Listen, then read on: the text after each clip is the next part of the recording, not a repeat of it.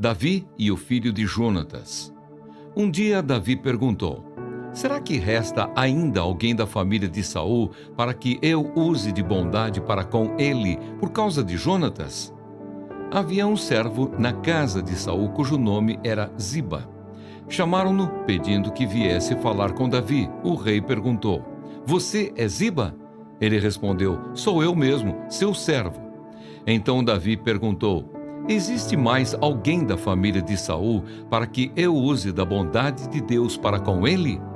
Ziba respondeu: ainda existe um filho de Jonatas, aleijado de ambos os pés. Então o rei perguntou: e onde está ele? Ziba respondeu: ele está na casa de Maquir, filho de Amiel, em Lodebar. Então o rei Davi mandou trazê-lo de Lodebar, da casa de Maquir, filho de Amiel. Quando Mefibosete, filho de Jonatas, filho de Saul, chegou diante de Davi, inclinou-se, prostrando-se com o rosto em terra. Davi disse: Mefibosete. Ele respondeu: aqui estou, às suas ordens.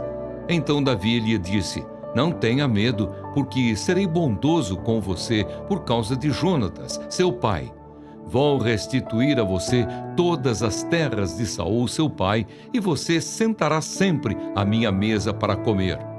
Então Mefibosete se inclinou e disse: quem é este seu servo, para que o meu senhor tenha olhado para um cão morto como eu? Então Davi chamou Ziba, servo de Saul, e lhe disse: tudo o que pertencia a Saul e a toda a casa dele eu dei ao neto de seu senhor. Você, os seus filhos e os seus servos cultivarão a terra para ele e recolherão os frutos, para que a casa de seu senhor tenha o que comer. Porém, Mefibosete, neto de seu senhor, sentará sempre à minha mesa para comer. Ziba tinha 15 filhos e 20 servos. Ziba disse ao rei: farei tudo o que o rei, meu senhor, ordena a este seu servo. E assim Mefibosete passou a fazer as refeições à mesa de Davi como um dos filhos do rei. Mefibosete tinha um filho pequeno chamado Mica. Todos os que moravam na casa de Ziba eram servos de Mefibosete. Mefibosete morava em Jerusalém porque fazia as refeições sempre à mesa do rei. Ele era coxo de ambos os pés. Davi derrota os amonitas e os sírios. Depois disto, morreu o rei dos filhos de Amon e em seu lugar reinou Anum, o filho dele. Então Davi disse: serei bondoso com Anum, filho de Naás, assim como o pai dele foi bondoso comigo. E Davi enviou alguns servos para consolar Anum por causa da morte de seu pai. E os servos de Davi chegaram à terra dos filhos de Amon.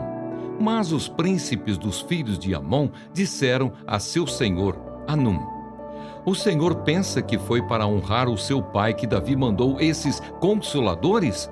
Não teria sido mais para que esses servos enviados por ele conheçam e espionem a cidade para poderem destruí-la? Então Anum pegou os servos de Davi, rapou metade da barba de cada um deles, cortou metade das roupas até a altura das nádegas e os mandou embora.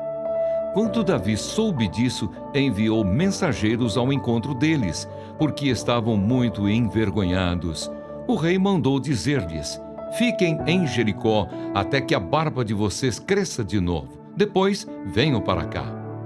Quando viram que haviam despertado o ódio de Davi, os filhos de Amon mandaram mensageiros e contrataram 20.000 soldados dos sírios de Bet-Reob e dos sírios de Zobá, 1.000 soldados do rei de Maacá e 12.000 de Tobi. Davi soube disso e enviou contra eles Joabe com todo o exército dos valentes. Os filhos de Amon saíram e se prepararam para a batalha à entrada do portão da cidade. E os sírios de Zobá e Reob e os homens de Tobi e Maacá estavam à parte no campo. Quando Joabe viu que a batalha estava preparada contra ele, tanto pela frente como pela retaguarda, escolheu os melhores soldados de Israel e os formou em linha contra os sírios. O resto do exército ele entregou a Absai, seu irmão, o qual o formou em linha contra os filhos de Amon. Joabe disse a Absai: se os sírios forem mais fortes do que eu, você virá em meu socorro. E se os filhos de Amon forem mais fortes do que você, eu irei em seu socorro. Seja forte. Vamos lutar com coragem pelo nosso povo e pelas cidades de nosso Deus. E que o Senhor Deus faça o que achar melhor. Então Joabe avançou com o povo que estava com ele e travaram batalha contra os sírios, que fugiram diante dele. Quando os filhos de Amon viram que os sírios fugiam, também eles fugiram de Absai e entraram na cidade. Então Joabe parou de lutar contra os filhos de Amon e voltou para Jerusalém. Quando os sírios viram que tinham sido derrotados por Israel, tornaram a reunir as suas tropas. Hadadezer mandou chamar os sírios que estavam do outro lado do rio Eufrates, e eles foram até Elã. Sobaque, comandante do exército de Hadadezer, marchava adiante deles. Quando ficou sabendo disso, Davi reuniu todo o Israel, passou o Jordão e foi a Elã. Os sírios se puseram em ordem de batalha contra Davi e lutaram contra ele. Porém, os sírios fugiram de Israel e Davi matou os condutores de 700 carros de guerra e 40.000 cavaleiros sírios. Também feriu Sobaque, o comandante do exército que morreu ali. Quando todos os reis, servos de Hadadezer, viram que tinham sido vencidos por Israel, fizeram paz com Israel e o serviram. E os sírios ficaram com medo de voltar a socorrer os filhos de Amon. Deus e o seu povo. Deem graças ao Senhor, invoquem o seu nome. Tornem conhecidos entre os povos os seus feitos. Cantem a Deus, cantem louvores a Ele. Falem de todas as suas maravilhas. Gloriem-se no seu santo nome. Alegre-se o coração dos que buscam o Senhor. Busquem o Senhor e o seu poder. Busquem continuamente a sua presença.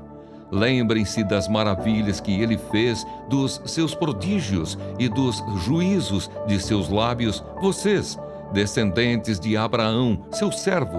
Vocês, filhos de Jacó, seus escolhidos. Ele é o Senhor nosso Deus. Os seus juízos permeiam toda a terra.